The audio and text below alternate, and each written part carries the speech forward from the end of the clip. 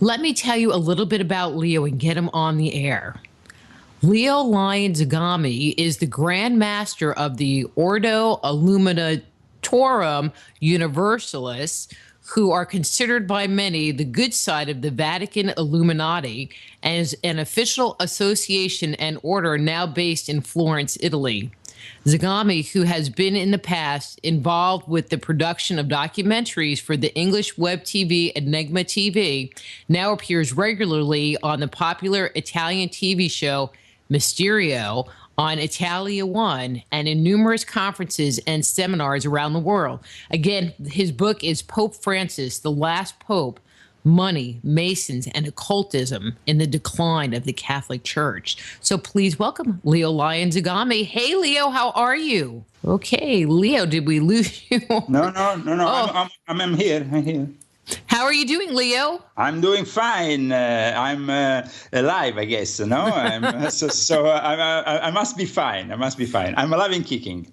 Well, that's good. We like people that are alive and kicking on the show. Although we do shows about ghosts, and so sometimes we like them when they're dead and kicking, but they can be lively as well. Bad joke, sorry. Well, I mean, there is a lot of people out there who act as zombies who are more or less living dead. Probably they don't have the awareness necessary to be alive. So we like to have the ones who are really alive on the show, mentally wise. That's right. Good point. Good point. See, I'm liking you already, Leo. But I have to tell you, I don't know where to start. I have so many questions because this is like, there's like inside gossip on the Vatican and the Catholic Church. But let's start here. In your biography, you talk about how you are considered part of the good side of the Vatican Illuminati. See, I would say that name again, but I know I didn't say it right in the first place. Sure. It's Latin, so it needs a pronunciation which is like Ordo Illuminatorum Universalis. This is like that. It's a bit more. Yeah, it's like the order of the Illuminati of the universe. Basically, that's the translation in English. So can you just kind of spend a little bit of time talking about your background and what that of Illuminati, is? The knighthood name. Because when we hear in the United States,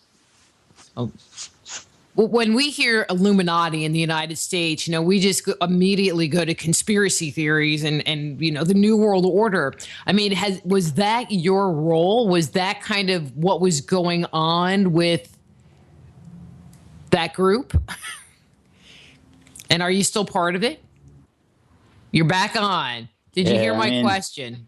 The last part I missed, I must admit, because unfortunately, you see, it's really, we are lucky to get through to you tonight because it seems it's a little bit dodgy, this connection, but let's work through it. Well, we're going to, and like I said, we're just going to pray a little bit and hope God's on our side tonight. So we'll just send some good mojo to God. And let's hope there's not any Vatican sabotage because it's always around the corner when you are treating these kind of subjects. Well, that thought did cross my mind, but I'm just going to, send it up to the big G in the sky and just, put out the good energy. Absolutely. But how did you become an insider? I mean, I didn't even know that there was a Vatican Illuminati. Can you just kind of talk about that in general? Because I think in the United States, my listeners would find that concept fascinating. Well, there is actually two Vatican Illuminati orders, which are quite public. Mine, and also the Academy of the Illuminati, which is officially based in Piazza di Spagna, which is in the center of Rome, but is connected with the Jesuits.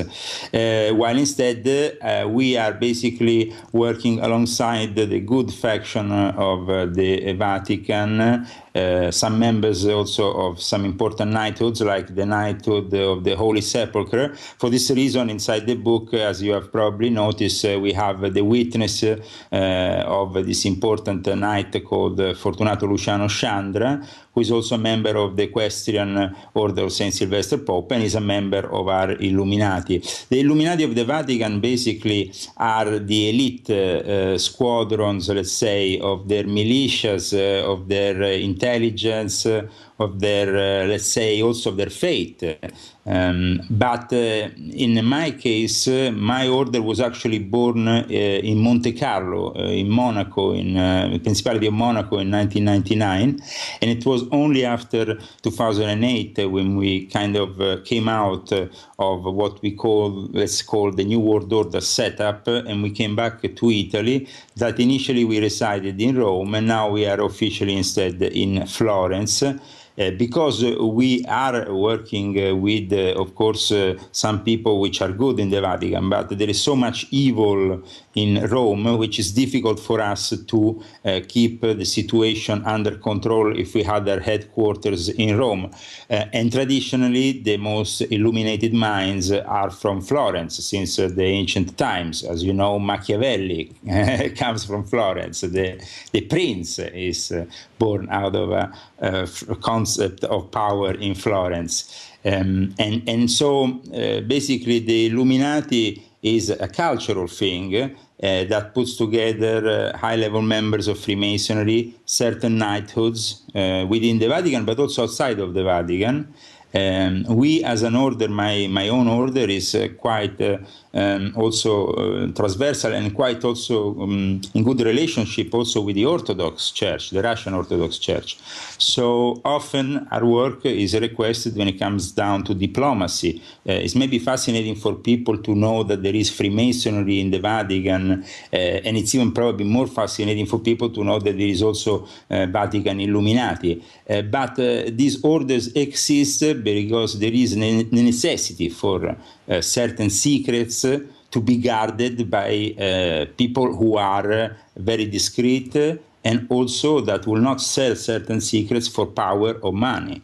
Because as you can see from the nature of the book, the information comes from the inside of the Vatican, so we can really give a different perspective, and it's not really given to you because we want to necessarily make some money out of making a book, which, I mean, in the end, at the end of the day, can sell, but can't make a person a millionaire. Here we are talking about interest of billions and billions of dollars. So, of course, a book is nothing compared to this interest. We are bringing this book, me as an author and as president of this association, this order, which is the Ordo Illuminatorum Universalis, because we feel that this is the exact moment in time in which this has to be brought to the knowledge of the people. There is also an international network of secret societies that we sometimes collaborate with. Some others we are in open war with. There is a whole network of lodges, also of Freemasonry, known as the Ur lodges. Ur lodges are very secretive, they are transnational, they're very powerful. I mentioned them within the book Pope Francis the Last Pope, because they also have some very powerful ones which have some members which might seem for the normal listener who is out there impossible even to grasp, no? Because we have, in 2009, initiated al-Baghdadi, the head of ISIS, into the Ator Pentalpha Lodge. People will just be shocked about some information of this kind, but this is true. And in my volume 1 of my confessions coming out in January, I also show documentation regarding the initiation of Osama bin Laden in the 70s in another important lodge. And then we have these knighthoods instead, Christian nature, of course, within the... The difference with the now is we don't have anymore the in the Christian side. I'm not talking about Islamic side, which is very fierce, still very very strong. Instead, in the Christian faction of the knighthoods, they have lost that martyrdom, that vote of which really should be obligatory when you arrive to that kind of level, to die for the Pope or to die for the Christianity concept. Nobody really wants to do that nowadays in Christianity. They just want to meet up for their interest. This puts the knighthoods in the Vatican at this moment in a very precarious situation when it comes down to credibility in certain circles of real high power, which really regards people because of their maybe origin. That's why you maybe asked at the beginning, how did I come into this environment? By birth, not by chance. Otherwise, I would not have been able to enter certain circles of power. So, excuse me, are you a priest, or are you part of this organization and that you're not connected to, officially connected through ordination to it? You see, when it comes down to the priestly affairs of the order, we don't discuss them in the open as with a normal priest. So they are not discussed in the outside of the order in any way. We can say, though, that some of us are ordained, and both in the Catholic as well as in the Orthodox Church. And that if you want to really be a real Knights Templar, of course you have to have this priestly link, this consecration. And there is some knighthoods that don't require it, like the Knight of the Holy Sepulchre to certain levels, really. But most of the knighthoods, when you come to a certain level, you have to have this priestly lineage, this lineage that comes down from St. Peter to us in an episcopal consecration. And this is because we are treating sacred matter, so it's very holy. This is done usually within the secretive world of lodges, chapters, and whatsoever, because, of course, some of us in the ordinary life are not priests in any way. But most of us, let's say, are immediately recognized by the priest as being equal level. So, for example, when we go into the Vatican or we go into certain environments, the level that we have of familiarity with the clergy is different from an ordinary person, because we are considered as clergy. Mm-hmm. Okay. Interesting. So and also there is some obligations, like, for example, for certain knighthoods of the Vatican, like, for example, the Knight of the Holy Sepulchre in particular, or the Knight of San Sylvester Pope, when you get in front of the Swiss guards, they are obliged to salute you militarily. If you are recognized as being a knight of those knighthoods. They have to immediately put themselves into position militarily, because you might be a commander. You might, and for that reason, especially, you have an immediately recognition also that level, which is the military level. So there is, of course, in the knighthoods, two levels: the clergy level and the more military level, the soldier level. Okay, a mix of the both, which is a bit like the prior militans, which is like the priory of the military. And in that case, of course, our contacts are mostly with military chaplains. A lot of the ones who interact with this kind of orders are military chaplains in areas of war, in important churches around the world.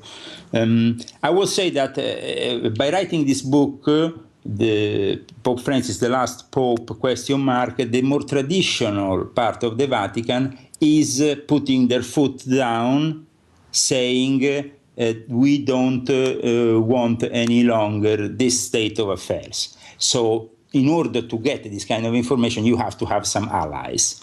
And all of this is done within a very closed environment. And there is certain cardinals who are for it and certain ones who are against it. I mean, this is a war within the Vatican. It's not a joke. It's a war of two factions, in which the main, well, like I described in Pope Francis, the last Pope, this book which I wrote, the main faction which is opposing Bergoglio and has at the moment more power in the Vatican is the gay lobby. Together, and we're going to come back to that. Well, let's save that dirt for a little bit later. Sure. We are. Okay, I think we've kind of lost him again. No. Oh, there you are. There you are. Come back. Come back, Leo. Come back. Yeah. You are bringing me back with your. I'm bringing you back. I'm drawing you in. you made a comment earlier about there's evil in Rome, and then you started talking. Well, all right, let's just go here because I like to kind of follow a flow, and I guess we need to go here anyway. So you started talking about there's evil in Rome, and then you started talking about these two factions, and I know for me in reading your book and now in listening to you talk that there's a whole lot of stuff going on in Rome that I never heard about. And I went to Catholic school. I should know everything. I mean, is there that kind of power play going on in the Vatican? Okay. Back at it. Oh, there you are. Here I am. Okay, so did you hear my question? The question, I stopped when you were talking about, I think I lost you when you were talking about maybe the good side of the Vatican, or the good side of the Illuminati. So you had said that there was evil in the Vatican and that there were two sides that were battling it out. Yes. And I mean, I went to Catholic school and I never heard of anything like this. But let me throw something out. Maybe what you can hear when you go to Catholic school, various orders of the Catholic Church, you see? Well, I mean, you hear about the orders. Yes. Now, in the orders of the Catholic Church, if you just study them, you know that one of the most important ones of them all is the Order of the Jesuits, the Company of Jesus, which headquarters are in Borgo Santo Spirito. Now, on the other side of the road, always on the same street, you have the headquarters of the Knights of the Holy Sepulchre.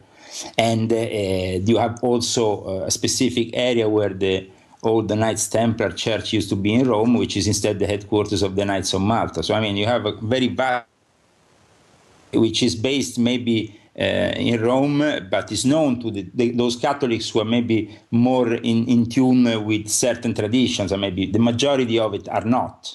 So, when you start talking about these different sects of priests, I mean, I'm familiar, by name with the Jesuits because they're supposed to be the more metaphysical, intellectual group. Where I went to school, it was a bunch of Franciscan priests. I mean, are there creeds, are there dictates, and what they look to do really that different? Their political views? In what sense, sorry, they're different from? Well, if you have, what the Jesuits stand for, and then you have like the Franciscans or some other order priests. Sure. I mean, there is, and also the fact that Jesuits are the only ones who have a military approach. They are the ones in charge of the secret services of the Vatican. The Franciscans are not, but there is still within the Franciscans then certain orders also connected directly to the Franciscans, knighthood orders that work in a different way, and the Franciscans at the end have to always be loyal to the Jesuits because the Jesuits are the secret service of the Pope. They only respond to the Pope. And instead, the Franciscans have to respond to their own Father General, their own superior, But the Jesuit, in general, even if they have a superior, which is called the Black Pope and so on, he has to respond mainly in his fourth vote to the Pope himself. That's it. So the interest of the Order of the Jesuit is not the interest of Christianity, it's the interest of the Vatican, which is a very different kind of set of interest, more to do with the material nature and not the spiritual nature. The Franciscans are very much in tune with the spiritual nature. Sure, okay. In regards to the Franciscans, and they will have to always be loyal to the Jesuits. In regards to other orders within the Catholic Church, each one have their own specificity. Like the Salesians have a very strong link with the economic side of the Vatican, even if they did some damages in the last decades towards it. And then we have the Benedictians, who are more in charge with the actual knowledge of the Vatican, because they were the first monastic order to print the first book in the world, in Germany and then in Subiaco in Italy. So this puts the Benedictians in a very specific, very particular realm of knowledge, of work within the Vatican. The two popes that we had, first Ratzinger, called himself Pope Benedict, in line with the tradition of Saint Benedict. Pope Francis wants to be in line officially with the tradition of Saint Francis, but as I also explain in my book, he's also linked to Francesco Saverio, which was this important saint of the Jesuit tradition, more of an agent of Rome and of the Vatican. Can I hear something? Yeah, I'm back. Yes. I'm back. So it's like God really has it out for us tonight. Well, it seems really, it's not easy, but we have to try harder, because I think that if we get through at least certain concepts here from Italy, from where I am now, maybe your listeners will have an inside perspective that they will not have otherwise. Well, and I completely agree, but I have to tell you, it wasn't you this time. My internet went completely down, and it's still down. And so now I just called into the show on my phone because I have no internet.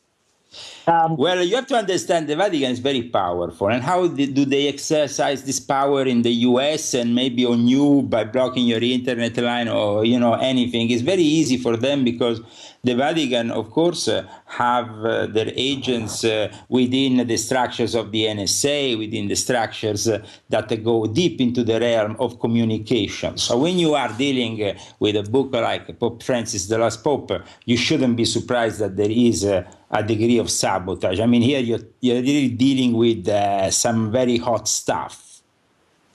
Well, we like that. So now every time it gets weird, I'm going to go, ooh, it's the government. Let's talk a little bit about Pope Francis, because he's our new Pope.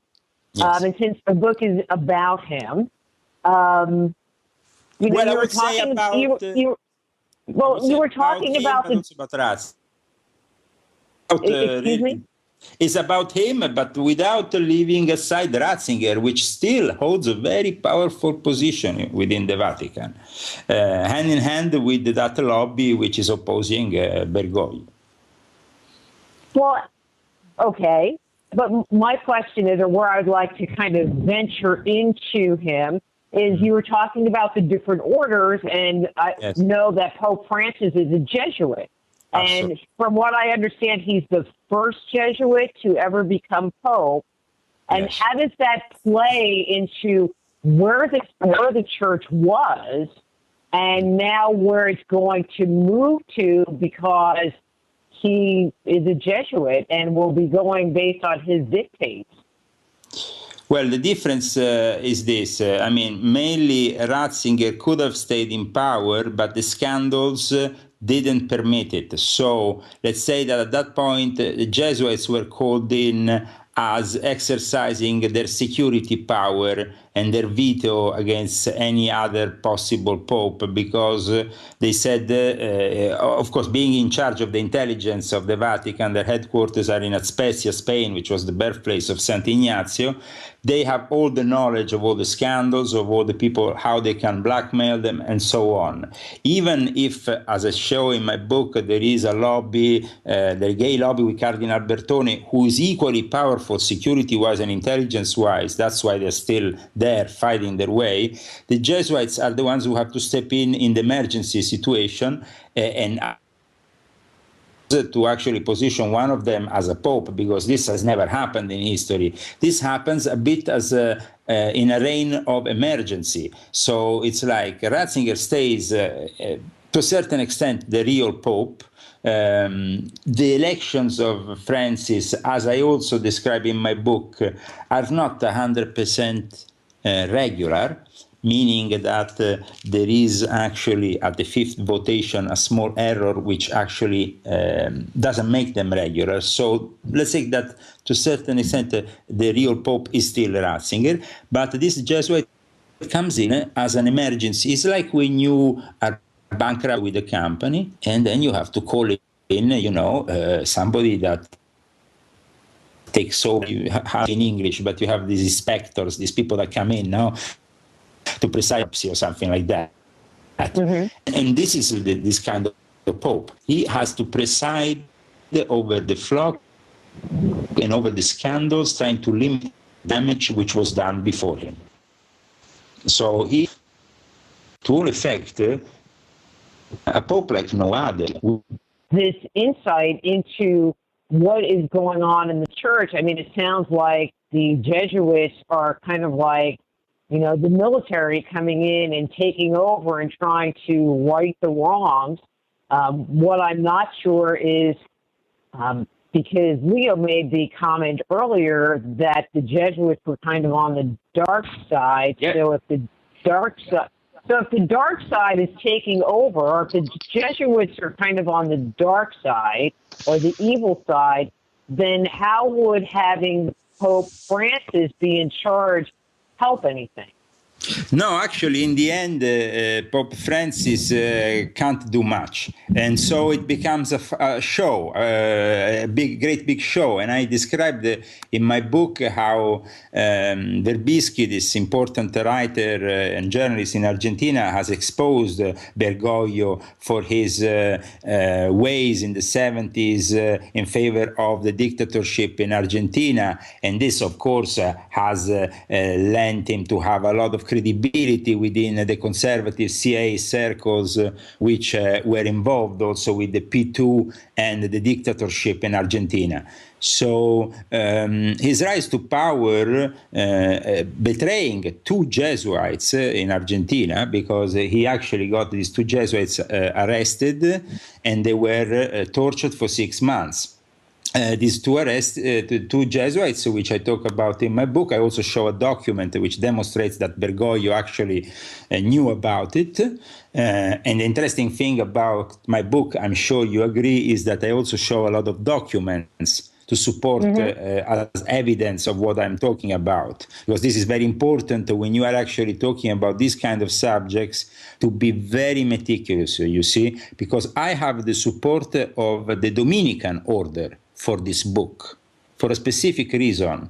The Dominican order said, Leo, if you write everything correctly, we can't do anything about it in the sense in front of the Pope. We only have to admit that these things are correct and that changes have to be made. But in order to have our protection and our approval, you have to be correct 100%. So everything in my book tends to be verified from more sources. And of course, there has to be a certain degree of certainty, because by doing this, I can then have the support of orders within the Catholic Church that actually want to have this change happening. Well, let's back up. Okay, so Pope Francis came in to take over for Pope Benedict, who decided to just up and leave. I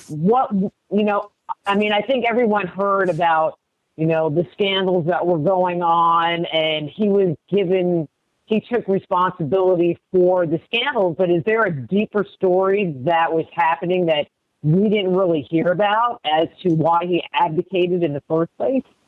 I think that if you have read the book, and I invite also my listeners to do the same, they will see that there was such a big amount of scandals that, even one of them would be enough, but they were just piling up day after day. And both the scandals in the world of the pedophilia priest and so on, and also in the economic side, linked to the Vatican Bank, to the IOR, to the Vatican finances. These two things, and in the end, the fact that even Ratzinger himself is involved to a certain degree in pedophilia, has pushed him in the end out of the picture. Okay? I can't hear you. Now I'm back. I can hear the background. Oh, that's because it's raining really hard and I've been turning my microphone off.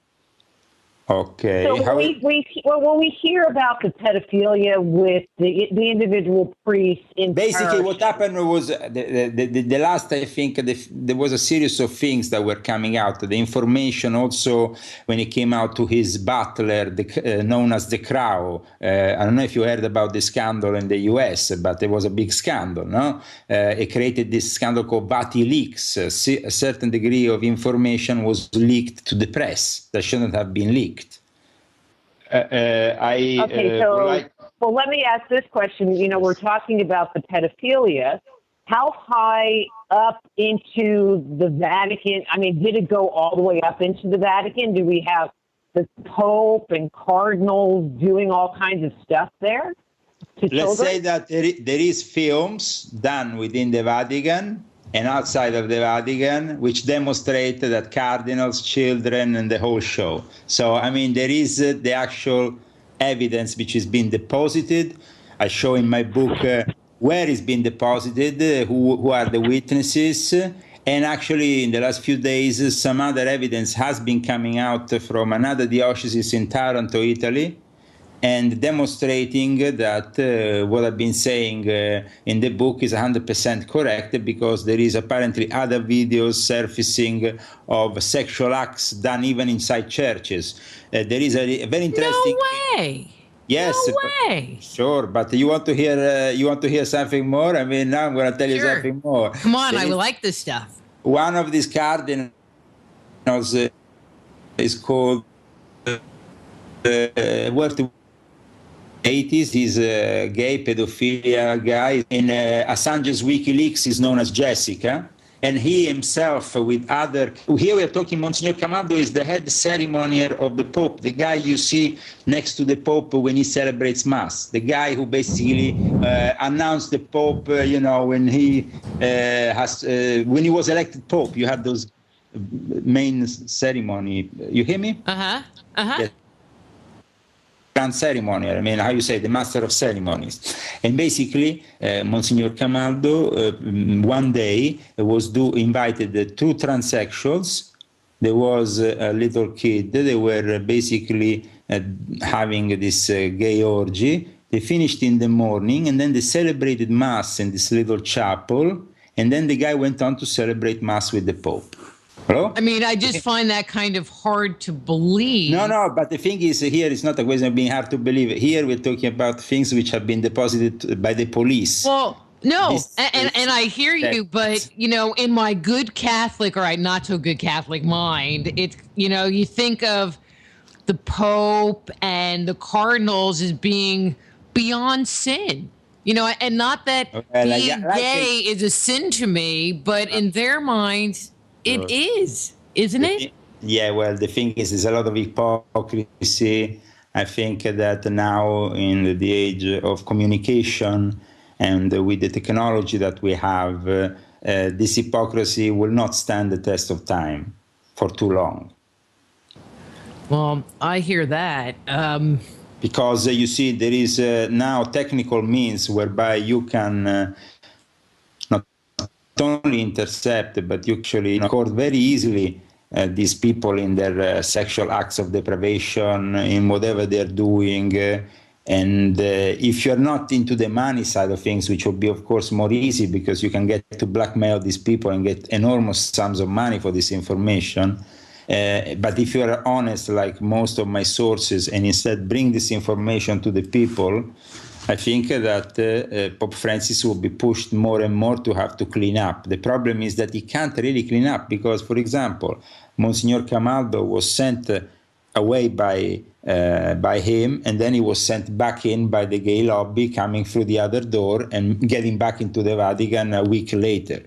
So the power of the lobby within the Vatican, the gay lobby, is very big. It's so big that Cardinal Bertone, who stands on top of it, has a bigger residence than the Pope at the moment.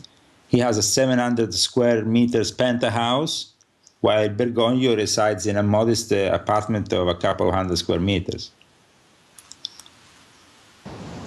But I thought that Catholics think homosexuality is a sin. So isn't that being Yeah, really hypocritical against, their own basis of faith?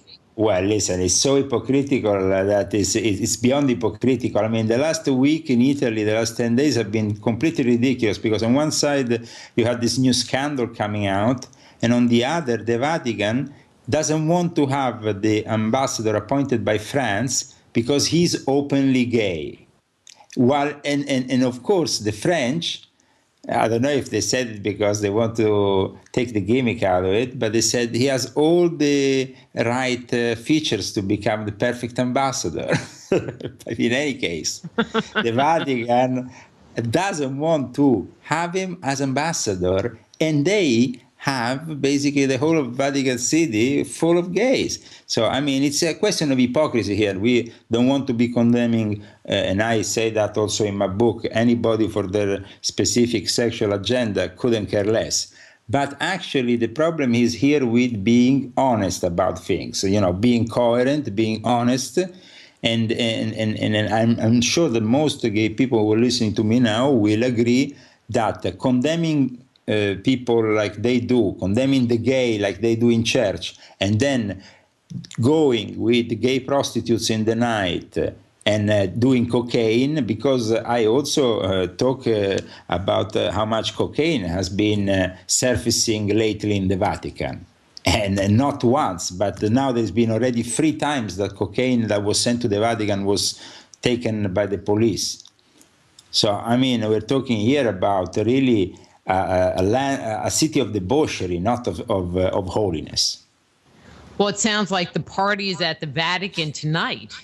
Well, it's wild. It's wild. I tell you, it's apparently the wildness of this party. And also, I mean, a complete contrast with what Pope Francis is preaching outwards. And so Pope Francis can be regarded as a great actor. That's what he is. That's what also Verbisky says, the author I cited earlier. He's a great actor. I have to bring this up. There is this TV series that I watched part of, but it was just too much, called Borgia, about Pope Alexander and his family. Well, I mean, sure. I mean, not much has changed since then, probably. The difference is that at that time, you see, the power was of certain families. And it was strictly in the hands of these families, which, of course, were then linked to a pope that wasn't somebody that didn't used to have kids, but used to have kids. So, of course, he was even into incest, Pope Borgia. I mean, we are talking here about really, but the power that the Borgias had within the Vatican is incredible. But I was kind of flabbergasted because the Pope had children, the Pope had a mistress. I mean, in the show, Sure, no, but it was, and it's kind of like, well, wait a minute, you're supposed to be celibate. What part of celibate is all of this? Well, you see, celibacy was decided only 1,000 years ago in the Christian tradition. Oh, really? It wasn't something that was around for 2,000 years. I mean, it was decided mainly because, especially in the Catholic Church, you have to not leave any inheritance outside of the church. And by not getting them to marry, you didn't risk that. In the Orthodox tradition, instead, if you don't want to, of course, arrive to certain levels, you can get married, and but you will not be able to become bishop, for example. Okay, well, that makes sense. Yeah. So, I mean, it's like since this very strict policy was adopted, more and more of not letting really the priest being natural about their sexuality, of course, within a certain amount of time, then the church has been taken over totally by the gay lobby. Because the gay lobby finds it easy to take power and still become about the real nature. It's unacceptable for a true Christian to see somebody so irritated, because you don't necessarily against the fact that homosexuality is considered a sin. But without going into that, because we don't want to take sides here, religiously speaking, at least I don't take sides religiously speaking in my book, I just say that real Christianity is definitely not portrayed today by the Catholic Church. I hear that. I have to tell you, I had a friend who was in preschool, whatever you call it, preschool. Well, seminary, yeah, that's the word. And he was gay, and this is going to sound terrible, but his comment was, I had more sex there than any place else in my entire life. And I was like, really? But now we're having this conversation, and it sounds like it could have started there, but it just would continue on for the rest of your life, potentially. Well, I don't care if they continue or they don't continue. The problem is that the Vatican at the moment... Okay. With this, I mean, I feel like this information is so important to get out. And, we're trying to get Leo back on the line to share it with all of you, because there's information in this book that I've never heard of. And we were talking about that Borgia show, and I was watching it kind of flabbergasted, because it was stuff that I was never privy to. Well, let's see. Where do I want to go? Let me know. Well, I'm just trying to think about it here. So it sounds like inside the Vatican walls, and there's so much politics going on. So in the election, here's a good question. In the election of the Pope, and I don't necessarily mean Pope Francis, but in the Pope in general, I mean, is it a power play? Is it a political thing of, you get this group of popes on my side, and you get, and I'll get this group of popes, and whoever can get the most popes, or most votes will have the Pope be in charge? I mean, is it really that political? Oh, no, it's even more political, really. Because you haven't really mentioned the fact that there is a USA CIA department fully active in the Vatican, and they play also an important role. They were during the Cold War. They actually imposed their own Pope in 1958 against the more traditionalist one, which was supposed to be Cardinal Siri. So, I mean, and then came out what became Papa Roncalli, followed by Papa Montini. Both of these popes were actually the first two Masons in the Catholic Church at that level of power, becoming popes, and now becoming even saints. So we have Papa Roncalli, a Freemason. But I mean, here we're talking about somebody who was also connected to the Rosicrucian tradition, because he was initiated also to that tradition in Istanbul during his time in Istanbul. There is evidence of his Masonic initiations for Masons who are, of course, have this kind of historical knowledge. So it's very interesting also to know that we have Freemasonry arriving so on top of the church. But Freemasonry has always been then connected with the Jesuitry through the ancient and accepted Scottish Rite. So there is a long tradition of long links with the Freemasonry. You see that the Jesuits were an order which was kicked out of the Vatican for a period of time. They were actually kicked out of the Vatican between 1770, 1772, all the way to 1814. They were considered illegal, irregular, banned from the Vatican. So, I mean, here, now we have a Pope of an order that was actually banned from different countries around the world, I think around 70 times. So I mean, the Jesuits are definitely a very particular. So what makes them be so particular or special that people count them out? The tradition of the Jesuits is born with Saint Ignatius. Every time you get to the juicy part, your voice drops out, Leo. And now, important words from our sponsors. No. Okay, so maybe we'll find out about the Jesuits, and Okay, we're going to try. Here we are. There you are. Yeah, it comes back in automatic. I appear and I disappear. You have to evoke me. Well, I just said in the chat room that I think I need a drink now. Come on. Maybe we can just drink some wine and it'll all be good. Well, I mean, it's interesting that the Jesuits themselves don't really take a position within the lobby gay battle with the rest of humanity. They simply are acting in as, their duty is to act in that certain way. But their knowledge is superior to every other order in the Catholic Church because they have intelligence archives. They operate teaching the intelligence. I mean, there is schools in the U.S. Jesuits train people for gay. So you have the Jesuits. I guess they got a lot of secrets because we're extracting them one secret at a time, and then you have to piece it together to weave it into something. Maybe. If Leo's there. Leo, come back, Leo.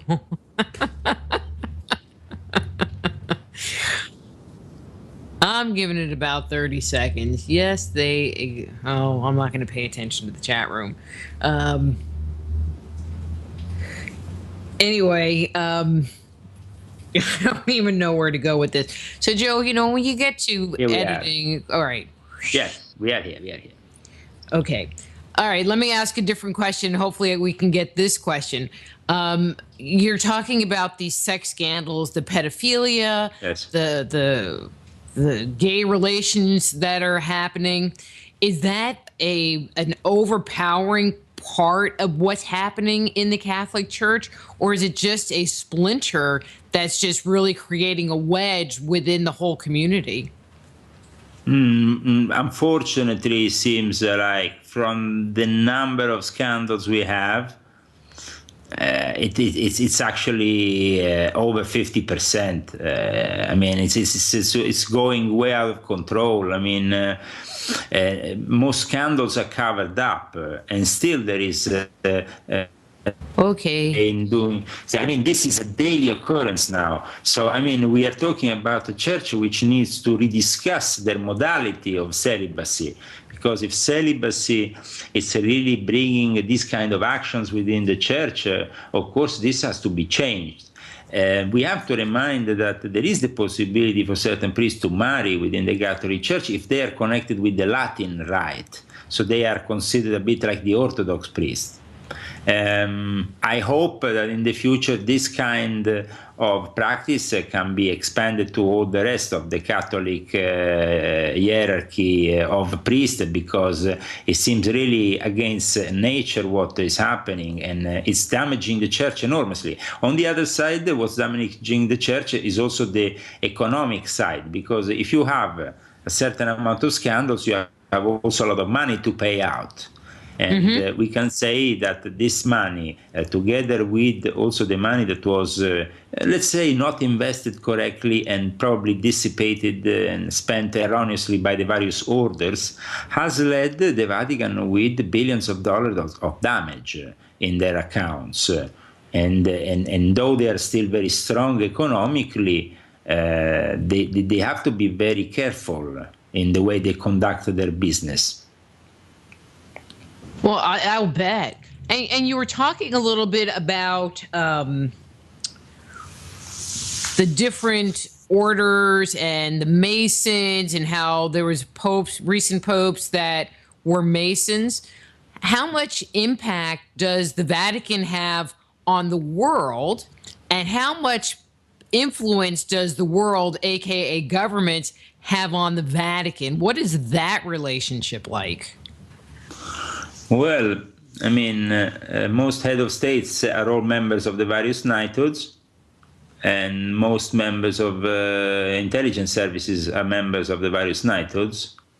And so basically they all have to, in the end, go to the Pope. Everybody? Everybody. So it's like, and even in Orthodox Russia, they exist, for example, a priory of Order of the Holy Sepulchre, even if probably a minority respected to the Orthodox tradition. There is then their own titles, but of course there is now, as I describe in my book, this great conflict between the Orthodox Church and the Catholic on certain values. And that conflict has brought the war in Ukraine. Because this conflict in Ukraine is born, first of all, out of a certain war between the Catholic and the Orthodox faction. This war made out of many interests, but also out of the conscious worry of the Orthodox Church about the microchipping. And microchipping considered as the mark of the beast by the Orthodox Church, but not by the Catholic Church. Yeah, that's a whole huge conversation, and we only have 4 minutes till we go to the break. So let me throw this in, and we're gonna shift into a different area. If all of these groups ultimately end up reporting to the Pope, from all different world governments, then there's the whole idea of the New World Order and the Bilderbergs and whatever, the Trilateral Commission. But would you say that the head of all of this is the Pope? Is he the man behind the curtain? Is the Jesuits together with the Zionists. And so it's basically the Pope together with the rabbis of the Shenek in Israel. I mean, it's like... it's equal in power. So, they've been together in bed with each other since the 50s in this New World Order game. Since the Second Vatican Council, which was inspired by the Zionists to make the acceptance of the Jews in a traditional Catholic world which wasn't accepting them.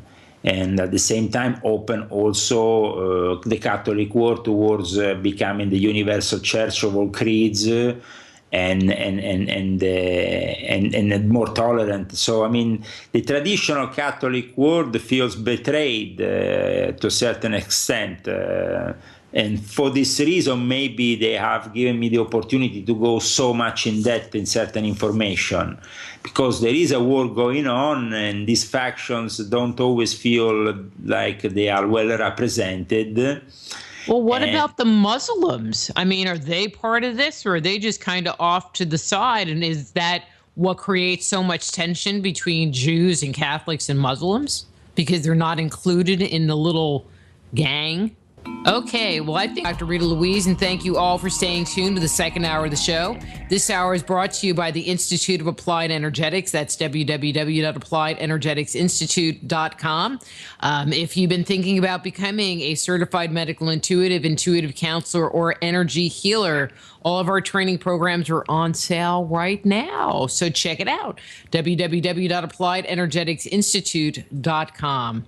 If you've been listening to the show, which I'm sure if you've gotten to this point, you have been, we just really want to apologize for the bad internet that we're experiencing. But I think we have that resolved because we're doing this phone-to-phone thing versus dealing with internet. So we've been here talking with Leo Zagami about his book, Pope Francis, The Last Pope, Money, Masons, and Occultism in the Decline of the Catholic Church. And Leo, I want to shift gears, even though what you were talking about was so fascinating, we barely scratched the surface. But I wanted to spend some time talking about the whole idea of the prophecy. There is you're talking about the Pope Francis being the last pope. Why do you say that? What brings that to the forefront? Well, there has been then connected to this resignation of Ratzinger and the sudden arrival of Jesuit on the Petrine ministry inside, at the top of the hierarchy of the Vatican, we have a Jesuit. This has led to a certain amount of people connecting all this to the prophecies that were made by various, some accepted, some others not, because not all prophecies are accepted by the Catholic Church as being, correct. But I have dedicated a whole chapter to the subject of the prophecies to show how well some of them really seem to match the time of the two popes, the fact that there will be a time of great tribulation for the Church, and that this will eventually lead also to the destruction of Rome. And it's like also we were talking about in regards to Islam. Islam is part of the Vatican because there is also a number of cardinals that apparently have in secret embraced the Muslim faith. So this brings us to a scenario of apocalyptic proportions, of course.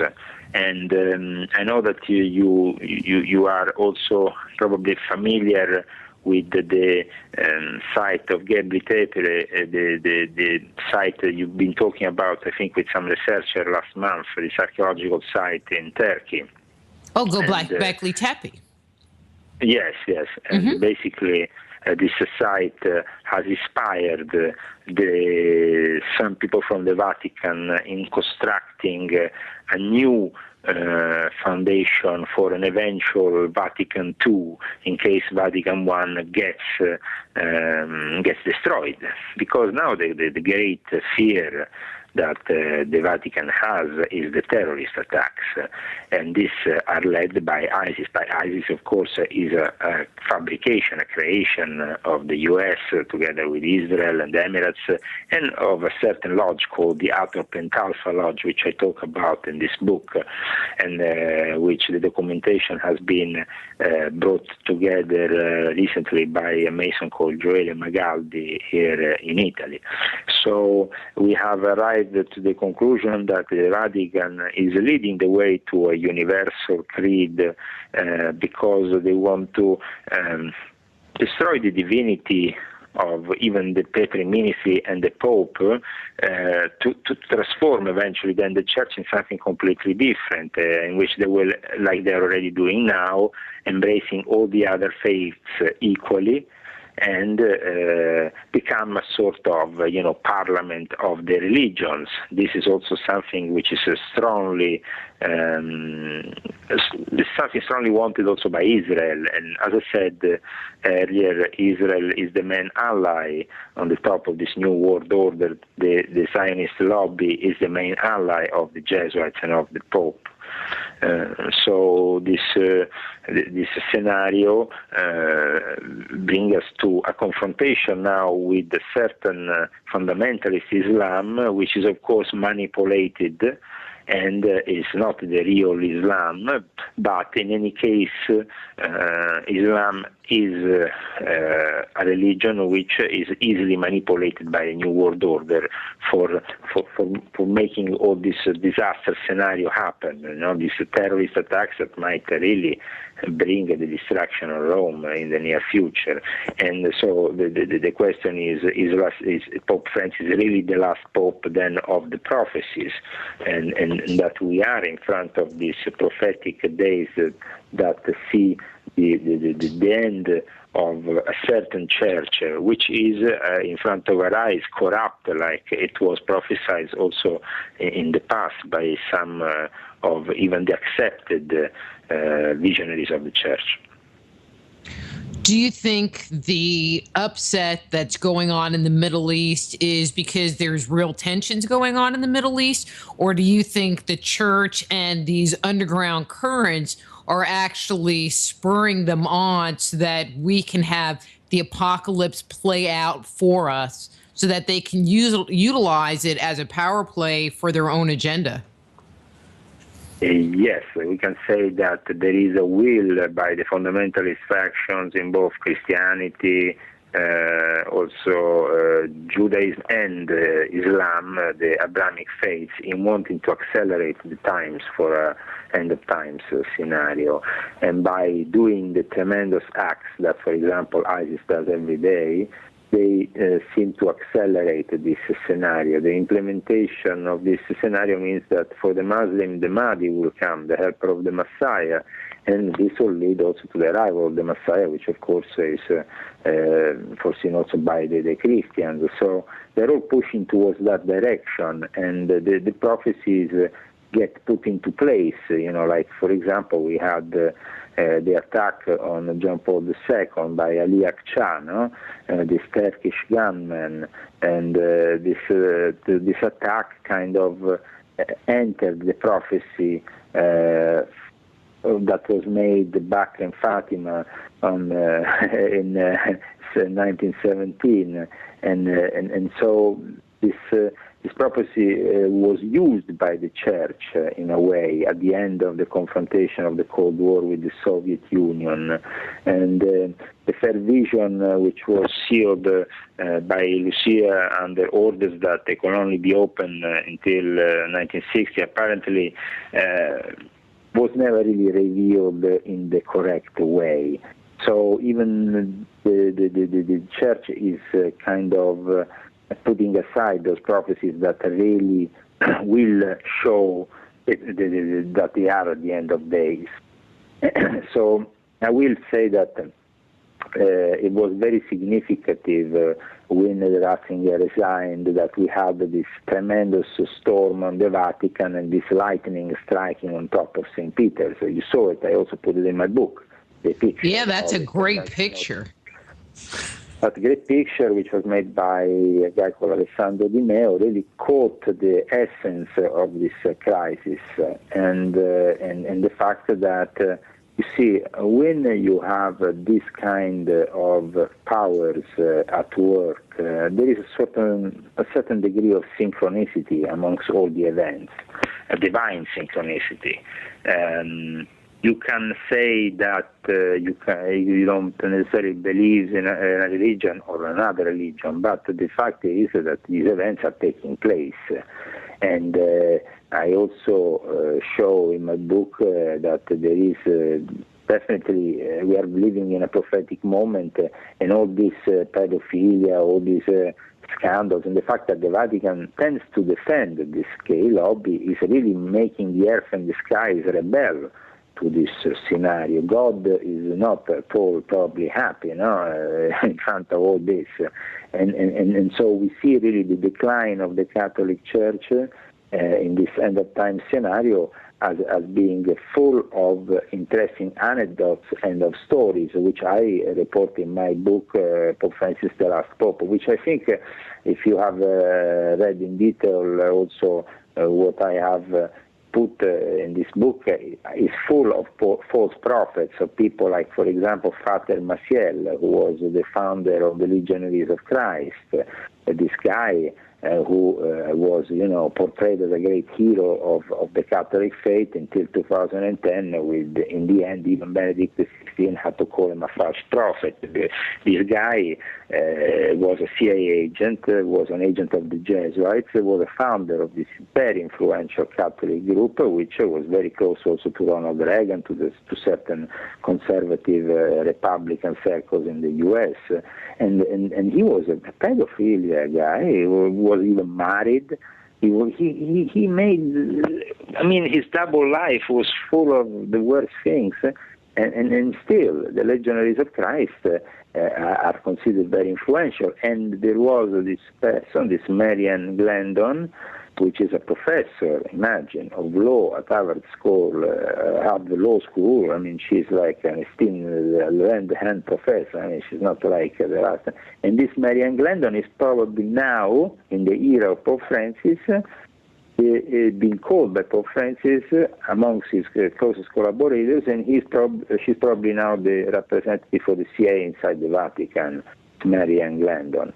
And it's incredible that somebody who was so close and to Michelle and to the Legionaries of Christ, like this Glendon, is now being called on by Pope Francis to be one of his closest collaborators. I mean, I am quite shocked of the fact that Pope Francis really, in the end, didn't deliver what many hoped for a minute he could have delivered. Even myself, I had a little bit of hope, but in the end, I mean, the hope, when I saw that certain things were not leading anywhere, I decided to really release this book, and I hope that people will understand that it's important, this book, to be understood by all the Catholics and non-Catholics because of the implications it has in the contemporary events in the world. You know, years ago, in looking at some of the things that were coming out of, I'm going to say, faith-based religions, you know, especially the Catholic Church, you know, I often wondered if the Catholic Church, you know, instead of there being one person being the Antichrist, whether the Catholic Church was actually the Antichrist. And with everything that you're talking about, it seems like the church is trying to manipulate people into something. I don't really understand what they're trying to manipulate people to do, okay? But if you take it back to... Well, I mean, it's very easy to see what they're manipulating people to. Them manipulating people to simply send not money? Be, no, not to be, first of all, their values have been destroyed, you see, by a certain progressive liberal church brought corruption into the Catholic Church and led them astray. So basically, by diminishing those values, you are destroying also the Christian values. And the Catholic Church is, at the end of the day, the leading Christian belief. And a lot of those people, which, you know, like the Baptists, Evangelical, whatever, in the end, now, the last years, through the Second Vatican Council, they actually came back to be totally controlled and in line with the Catholic Church because they're in line with their Masonic masters. Most of them are also Freemasons. They're part of the great network of the New World Order, which is establishing this New World religion. So the Christian faiths are now more united than ever. But the bottom line, Leo, is if you read... It takes it totally away from Jesus's teachings. I mean, I thought religion and faith. Yeah, but the Christianity is not the teachings of any church that we have nowadays representing. So what do they want? I mean, if they, other than wanting the power, but the power for what? What do they get? What are, you know, what's the end game with them? I mean, the game is that they have they are in charge of their lives. They have, you know, all the companies, everything that is, you know, everything that we drink, we eat, it passes through their system. It's part of the system, you know. And when you are basically in the end one world with a religion which will be the same for everybody at one point, because first of all they will trigger, and like they're doing now, this this Islamic, you know, thing to create the chaos, to create the distraction, this confrontation.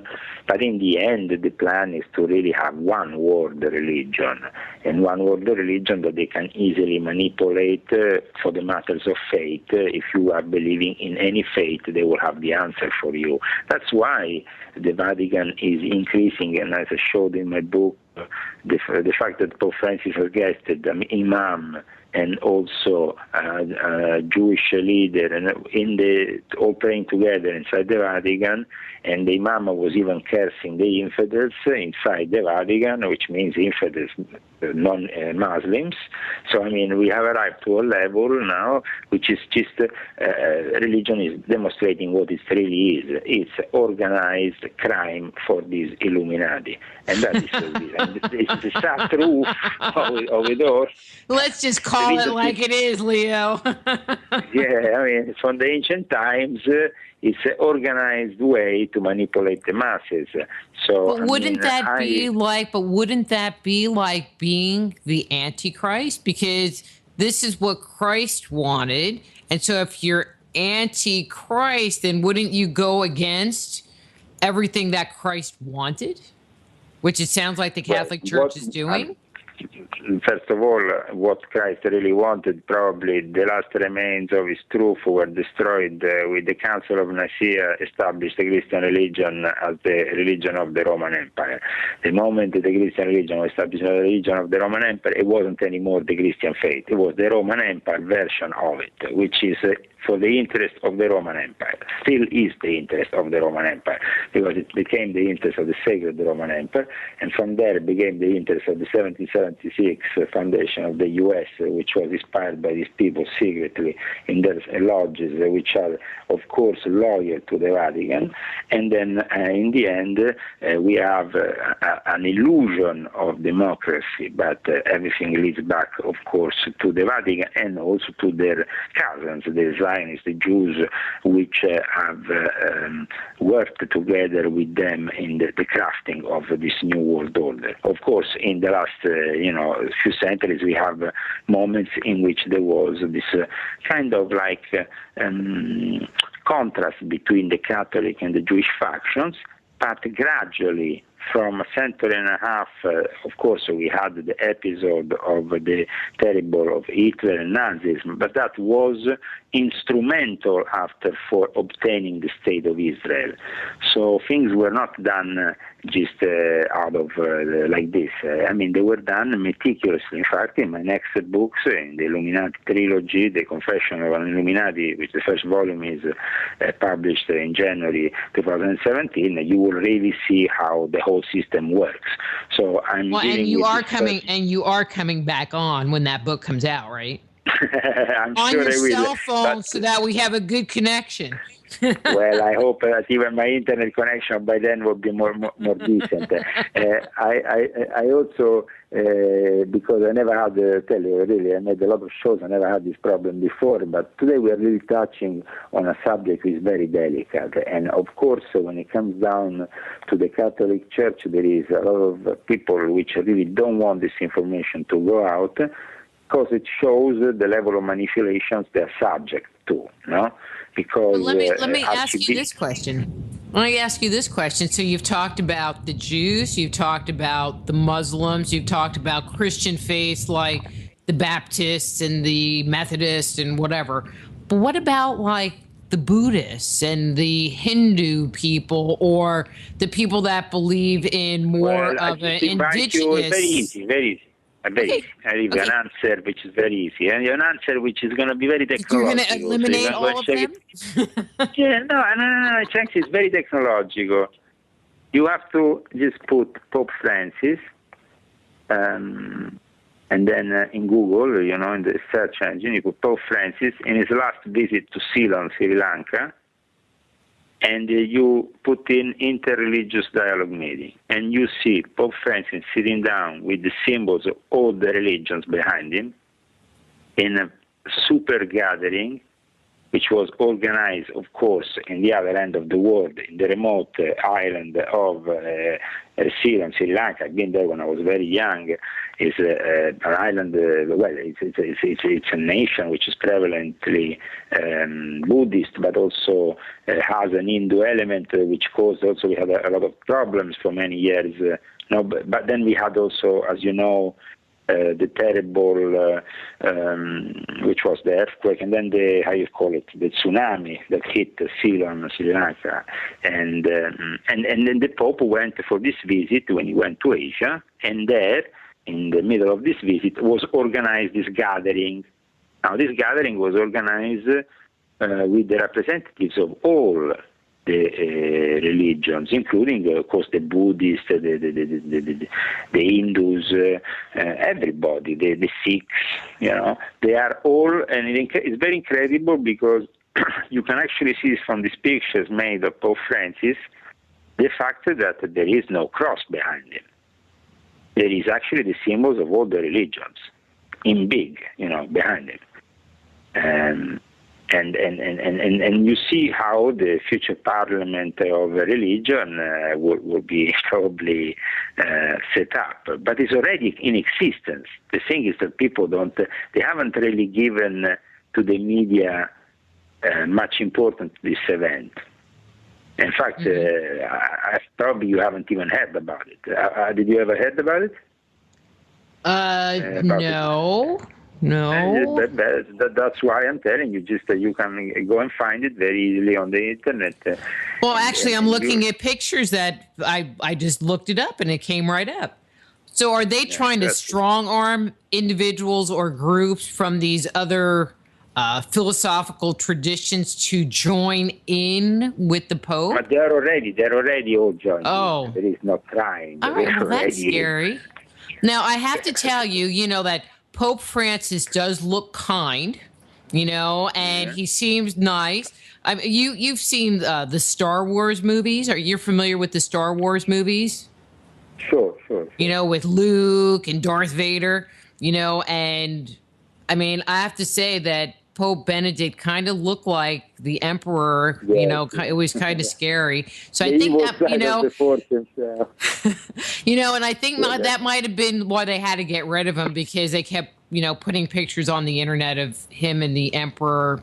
Anyway, moving along. The thing is that Ratzinger, at one point before his sudden resignation, was found in a car at 2 o'clock at night with a young lover. The car broke down. It was a BMW. They have a special alarm system for cars that are in the Vatican, called the alarm system for emergency, so they went and picked him up, and they found him with this young guy. So there was a certain degree of embarrassment that led to him having to resign. I mean, there was like the one last drop that led to the resignation was that he was found in a car with a young boy. I have to ask this question, and this question is for my mom, okay? Because my mom loved Pope John Paul. I mean, she just thought he was the best thing than from sliced bread. Okay. Was he involved in all of this too? And is there all of this dirt that he was in the middle of? All of this scandal? Well, I mean, I just show in my book a picture of an emblematic picture, I would say, of Pope John Paul II together with the biggest pedophile in history, which is Jimmy Savile, the BBC DJ. But maybe many people have heard about his scandals in the last couple of years after his death, unfortunately. He was a knight of the Queen of England, but he was also a Catholic knight, and knighted by John Paul II.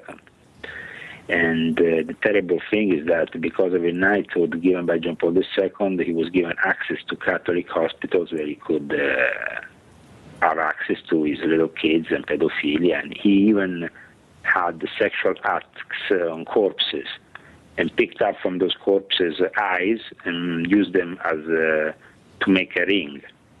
This is Jimmy Savile. I mean, everybody knows in England about Jimmy Savile's scandal. Yeah, not so much here. Not so much here. Well, he was the biggest BBC DJ because he was the one who presented the Top of the Pops, the ultimate show for the music, and for many years he was the top DJ. All that era in which we had the Beatles and the Rolling Stones, and went into the 70s and 80s, he was always there with this funny hairdo, and everybody thought he was simply an eccentric character. And after his death, instead, it came out the sad truth that he had basically raped hundreds of victims in these hospitals where he had access because of his position. Because he was doing a lot of philanthropy because he wanted to have access to that. And of course, he was then also supported by the pedophilia gay lobby, but also that there is very strong in the UK, and the scandals are coming out also on that side for the last few months, connected with the Jimmy Savile that involve all the conservatives right up to the collaborators of Margaret Thatcher at the time, and even more recently. So we have really a situation in England recently, I think as recent as 10 days ago, they condemned for pedophilia the guy from the minister who was in charge of the pedophilia investigations. He was actually a pedophilia. I mean, the UK is arriving to a level. Oh my so the God. UK is pretty screwed up when it comes down to that, and all this. I mean, and so it's like either you're UK or it's either the Vatican. You have a scandal a day. You just need to Google it every day, and you will find it. Find something new, huh? Well, unfortunately, Pope John Paul II, to say a last thing, was a guy who had a lot of skeletons in the closet, and not only the one when it came down to the fact that he also covered and wanted people like Father Machel, this big pedophilia guy of the Legionaries of Christ, or even the boss, the founder of the Opus Dei. He glorified these people, and these people were crooks. These people were pedophilia. These people were, involved with satanic acts. So, I say in my book we should really question the newly recently sainted Pope John Paul II, even if that will probably let your mother very disappointed. Well, I have my fingers in her ears, so she can't hear any of this. I'm sorry with her, but here, really for me, this is an exercise. Especially Catholics see my books are very popular in the Vatican. You might think they're not. Instead, they're very popular. Because people in the Vatican, the right people, appreciate this honesty of intentions, which is to clean up the church of their sins. And so let's put them out in the open. We are in the year 2015. We have all this great technology. And even if you have the extraterritorial rights that are afforded to the Vatican City that don't permit further investigations in some cases that will lead to criminal convictions, you at least expose them. That's my point in this whole thing. Do you think it is because of all of this scandal and the church's, and I'm going to say power grab, that will actually bring the church down? It's already going down every day. It's like, but they have put a great actor, like Verbisky said, that is saving the situation. It's a great actor, as I said, is Pope Francis. Pope Benedict continues behind the scene, giving orders, because he still has a lot of people who are loyal to him. But the church is considered in decline overall. And then we have the fact that a religion like Islam is being methodically used to jeopardize even the stability of the European continent, because here we are talking about, like I described in my book, the daily invasion of Muslims that we have on the coast of Italy. In the last 2 days, we have had 10,000 Muslims arriving on the coast of Italy. 10,000, last 2 days. And the U.S. thinks that we can go on like this. Italy is collapsing. We have a Muslim invasion on the place. And it's not like they are Pacific, but we know very well that ISIS has cells inside those ships that are sent with all these desperados that arrive here every day. There is, of course, terrorist cells that are being planted. ISIS is now in control of Libya. Derna is the place where all these ships are leaving full of immigrants every day. They make money with immigrants.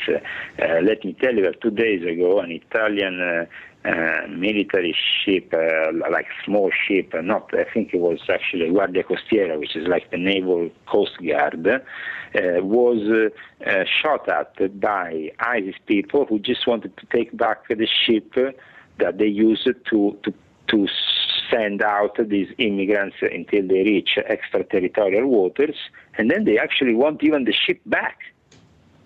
They don't leave it into the hands of the Italian authorities. When they bring the immigrants into the ship, they want the ship back, and they shoot on the Italian authorities. We are arriving to insanity here. Insanity means that ISIS is at basically 50 kilometers from Italian territory now. And people in America don't realize that.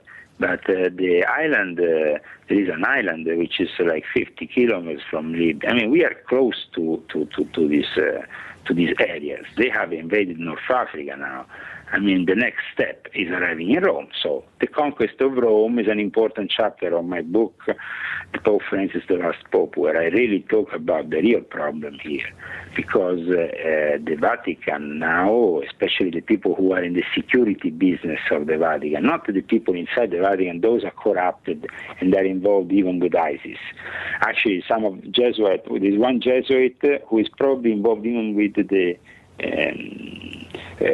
recruiting and working with ISIS, and this guy has been off the Jesuit map for 2 years, but never given for dead. He disappeared in Syria, and so he might even be training them. So, I mean, the thing is that we have had the U.S. destroying Gaddafi, who gave a stability to the area. They have destroyed the Tunisian dictator. They destroyed all the dictators thinking that basically they were not thinking, they were just planning then the seeds, the planting later, the seeds of ISIS, and so all this leads to a terrible turmoil. All this leads to very good for Israel, because of course once they are surrounded by ISIS, they can play the ultimate card of Armageddon, and that's it. And we all going to end up with the Armageddon scenario. So is that kind of the end game, so that they can this is move through that scenario? This is the end game. There is no turning back after this.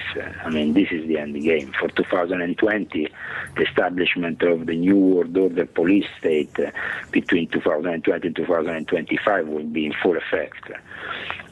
So we are in front of unprecedented. So there's actually a date tied to that of when they're going to try to roll this whole thing in? Yes, between 2019 and 2020, the scenario of the New World Order and the establishment, the announcement, and possibly also the fact that even the church will become a universal church without a leader initially, if not probably an antichrist leader figure. We are talking here about the end of time scenario which are prophesied. It's not a joke. I mean, what I show in my book with all the documentation is simply to put a method in which, because in America you have all these screaming teachers, preachers, people that prophesize every day and say, oh, the Antichrist is coming, oh, it's the end of the, oh, it's this and that. But you have to prove it. I don't talk rubbish in my book. I talk with the evidence in my hands and show this is happening tomorrow, this is happening the day after, and this is the documents that we have in regards to this and that. An important document that surfaced was this document from the Rockefeller Foundation regarding various future scenario planning. And there is in all this scenario a figure which is said to be the Mahdi of the Muslims. This Mahdi of the Muslims is not living in the Middle East. He is living in the U.S., protected by the CIA and 50 of his Muslim bodyguards. He's living in Pennsylvania, and he's called Fethullah Gulen. This guy, who was also went to visit John Paul II on February 9, 1998, is the most influential Muslim leader and works together hand in hand also with the CIA. He is in charge of a most influential Muslim movement, which officially is a moderate Muslim movement. The interesting thing about this Turkish Muslim scholar Fethullah Gulen is that his book that's published in English. The book basically, and you know who wrote the foreword? The Jesuit Father Thomas Michel. The Jesuit Father Thomas Michel. I mean, see, this is the interesting thing, is that the Jesuits are, and we don't really know this in the West so much, The Jesuits are active in Islam in a way like people don't even imagine. Like, for example, Thomas Michel can be found in a Muslim fundamentalist website answering to their viewers. I mean, and at the same time, Gulen, as I said, author of over 60 books, now based out of the USA, he basically is, according to top Turkish intelligence official Nuri Gundes, a CIA front with his Islamic group. But the interesting thing is that now Erdogan entered in war with him. So, as I say in writing my book, there is an international, he's basically a criminal now. There is a court that issued a terrorist warning for him and his group, and he's still residing in the U.S., protected by the U.S., and he's a friend of Hillary Clinton. Now, he's very much a friend of Hillary Clinton and of Bill Clinton. Bill Clinton talked very well about him. So, where do we want to get here? Because, I mean, Hillary Clinton apparently also has this gay affair with the cousin of Osama bin Laden, niece, or whatever her name is, Uma, his helper, no? Her helper of Hillary Clinton. Then, of course, all this war, this ISIS, all to lead to a way for Jeb Bush to arrive to the presidency of the USA. This is like the essence of it. Why? Because Jeb Bush is a Knight of Columbus. Jeb Bush is a Catholic. Jeb Bush is also brother of George W. and father that are in the Skull and Bones. Jeb Bush is the link between the Illuminati, the U.S. Illuminati, and the Vatican, and the Knights of Columbus that sit with their Grandmaster right at the center of power in the Vatican Bank. So, I mean, this should give you an interesting description also for your listeners, which actually relates to their own lives, because maybe they think about all this Vatican stuff as being so far away. No, my friends, it's actually in front of your door the next election, because you're going to get Jeb Bush as president, and that's it. You mean no Hillary Clinton? But Hillary Clinton is a pawn in their hands, and she's working, of course, she has to do her show. But, I mean, we're talking about Hillary Clinton, as I said, being no better than Jeb Bush, because in any case, they're two faces of the same medallion. Mm-hmm. Mm-hmm. But Jeb Bush, of course, is the one that will become then the winner of this context in the end. So it's a nice show, because then, the great American democracy, it's always going backwards and forwards between the usual two names. But it is interesting is that the Pope will have one of his most loyal knights with Jeb Bush inside the White House. But in everything that you're saying, it sounds like this faction, this whole group, is setting up their own demise. They are moving the chess pieces around the board so that they can defeat the king, which seems counterproductive. What do you mean their own demise? What would be their own demise? Well, I mean, you were mentioning about, they have this collaboration with the Muslims going on, but the Muslims are invading Europe and in Italy. No, but the Muslims, they are invading, and they let the Muslims invade Europe because it's in their interest. I mean, secretly, there is already part of the Vatican which is either Muslim or loyal to their creed. I mean, the Muslim religion is simply a tool of the New World Order. Whatever goes in their hands, is the interest ultimately is to manipulate the masses. They don't care if they manipulate it with the Bible or the Quran. Whatever is trendy, whatever is fashionable at the moment, if you want to say like this. I mean, until the 70s, Islamic fundamentalism didn't exist. It was rehashed by old text of Hassani Sabbah, the old man of the mountain, the Ismaili sect, and all this rubbish by the CIA, who were kind of like in their mind control departments, quite keen on this figure of the man of the mountain, this Hassani Sabbah, also because it was fashionable. People like William Burroughs, Brian Geisen. We're talking here about culture in the intelligence, and led to the creation of Osama bin Laden, which was the old man of the mountain in a new vest. But he was a member of one of their lodges. I mean, the Muslims are completely under the control of this scenario. Here it's not about invading, it's about creating chaos, destroying Europe as it is now, and placing an even bigger police state, because Europe, of course, now leads to this Muslim invasion until they will have another couple of 9/11s in Europe, probably even a nuclear bomb exploding. At that point, they close down all the frontiers, and then from 2019 to get into the European Union, you will have to be microchipped.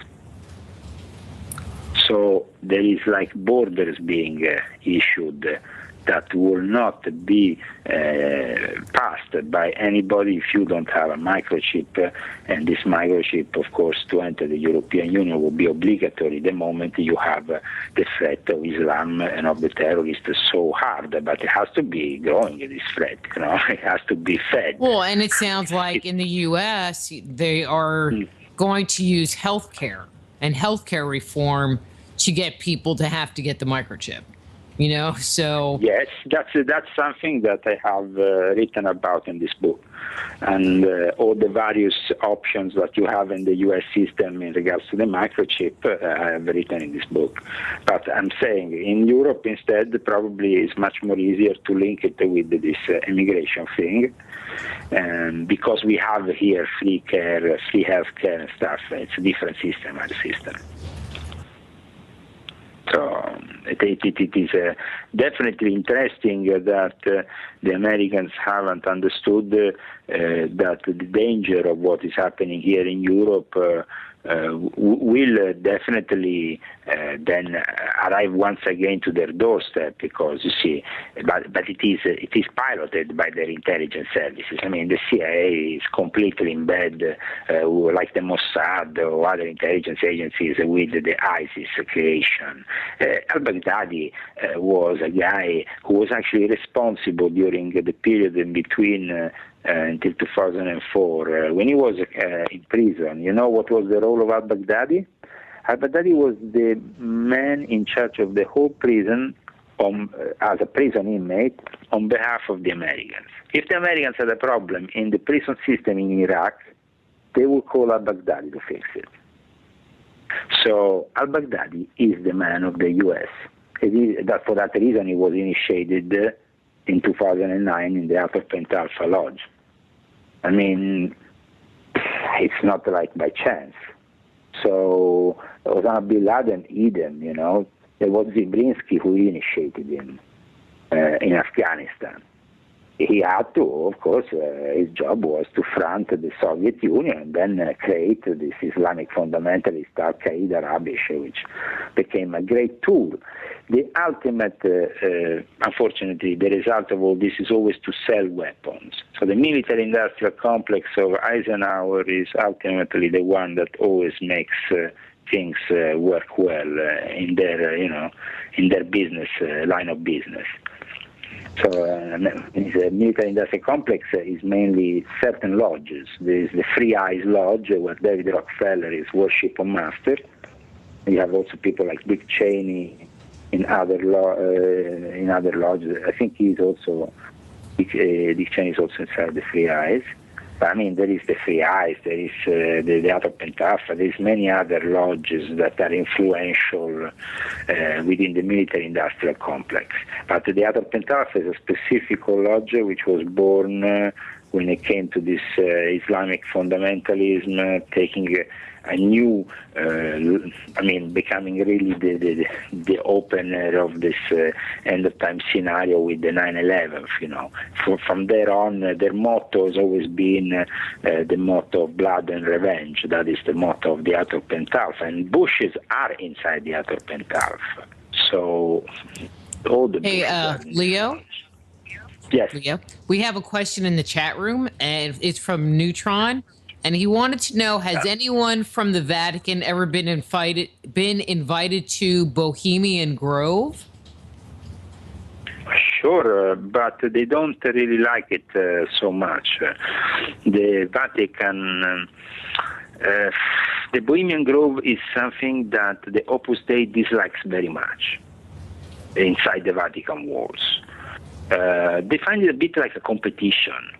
Certain things that are done by the American Illuminati, including the Bohemian Grove, which is of course born out of the American Illuminati tradition. We see that from the symbol of the horn, no? Which is the classic symbol of the Illuminati order of Weishaupt that he uses in his medieval class of degrees, and then it was replicated in this Bohemian Grove. The Bohemian Grove is predominantly is addressed to the Republicans, but also the husband of the Queen of England went to the Bohemian Grove, for example. And from time to time, Catholics have been inside the Bohemian Grove, but no clergy that I know has ever been inside the Bohemian Grove. Though, I mean, it might be possible because they have the same taste in little boys, and maybe the Bohemian Grove are a little bit more traditional in their homosexual encounters. I don't know. I mean, it seems like there is a lot of that going on within their annual meetings. So I mean, I hope that gives you an answer. I just think that the whole thing is crazy. Will people wake up? Is it possible that people will wake up to realize that, you know, they have this belief that they are serving God by following the rules that come out of church or that come out of government or, you know, wherever, you know, the power is directing? Will people ever wake up and realize that what they see and what they've been told is not really the truth? Well, you see, I mean, this power is really, when it comes to the Bohemian Grove, for example, you have Kissinger, no? And Kissinger wrote this book, which is called World Order, which came out last year. Very interesting in the way, you know, they manipulate people, and of course, I'm sure Kissinger could have told us much more. There was a time in which Ratzinger wanted to even take Kissinger as his personal advisor to demonstrate what kind of links there are between the American Illuminati like Kissinger, and who is also, by the way, in the Free Eyes Lodge. So, I mean, most key members of the Free Eyes Lodge are present on top of the Bohemian Grove, and they actually manipulate the Bohemian Grove even more. I would say that there is no way that the people can grasp the hypocrisy of these powers on top, because the way of reasoning is completely different from us. And I think that reading Kissinger's book last year made me understand even more that, because really he's quite blatant, quite open about this level of manipulation within his own book. Again, I mean, what you're talking about, I find shocking, interesting, compelling, and so behind the scenes. You know, you hear these stories, you hear stories of like Bohemian Grove, and there's this part of you that goes, that can't be true. You know, somebody's just making this up. And to find out that it is going, to find out that it's going even deeper than, you know, these groups that they're talking about, all the way up through the church to the Pope, it makes it take even a deeper level. Well, sure, also because, for example, the Bohemian Grove comes from the tradition of the Illuminati, of course, and it's quite recent. It was born 120 years ago, maybe more, I think, 130, whatever. But in any case, the Bohemian Grove, Bohemian Club before is a recent creation. These pagan cults, which also have these satanic elements, because they are satanic, are in the Vatican for hundreds of years. I mean, secret societies that go back in time in the Vatican that we don't know anything about, mysterious secret societies that protect the pedophile priest, exist since the 15th century in the Vatican. This is, you know, quite incredible that there is even a secret society dedicated to the pedophile priest inside the Vatican. But also the fact that I mean, it's quite incredible, don't you think? And the historians have actually written about it. This secret society is not something but the fact that the secret society then have links with the Catholic world and the perversity, for example, of the Boston scandals of the Catholic Church. There is a direct link in between. And then they have a direct link with the NAMLA, the lovers of boys and the Little Boys Lovers Association, whatever, of pedophilia in the U.S. And that the fact that they exchange little boys, they practice crazy stuff. I mean, there is, for example, been an investigation a couple of years ago that has led the police to find out that the Vatican was basically placing fake, let's say, ambulances in front of this train station, which is the main train station in Rome. Hey, Leo? You have poor kids. Huh? Yes? I just looked at the clock and our time is up. Well, you have to go to bed. The last figure I can say about the thing, these ambulances were used to pick up Romanian kids and bring them directly into the Vatican. So just to let you know how it all ends up. It ends up in a Vatican affair, which is really, it's a scandal that Jesus Christ will be appalled by. And if he ever came back, he will have to come back with AK-47 and probably bring them down to their knees. I mean, it's like in the Vatican, the ultimate prophecies that they are fearing is that the priests themselves will be slaughtered by the real believers once this truth comes out. That is the victory against the unbelievers. But the problem is that the Muslims will probably, like ISIS, to manipulate in their favor this kind of thing. All right. But Leo, the music is going to come up, and I'm not going to get to say goodbye. Well, Pope Francis the Last Pope is my book, CCC Publishing. My publisher, I want to thank Brad Olsen in San Francisco and invite you to buy this book, which is my first book in the English language. There's another 4 to come, and I hope that we will see each other soon, speak to each other in other shows in the future. Okay, sounds good. All right, bye, Leo. All the best, Ada. Thank you very much. Bye, Leo. Bye. That's Leo Zagami. His book is Pope Francis, The Last Pope. Next week, we have Sasha and John at Lesson coming on talking about the mystery of...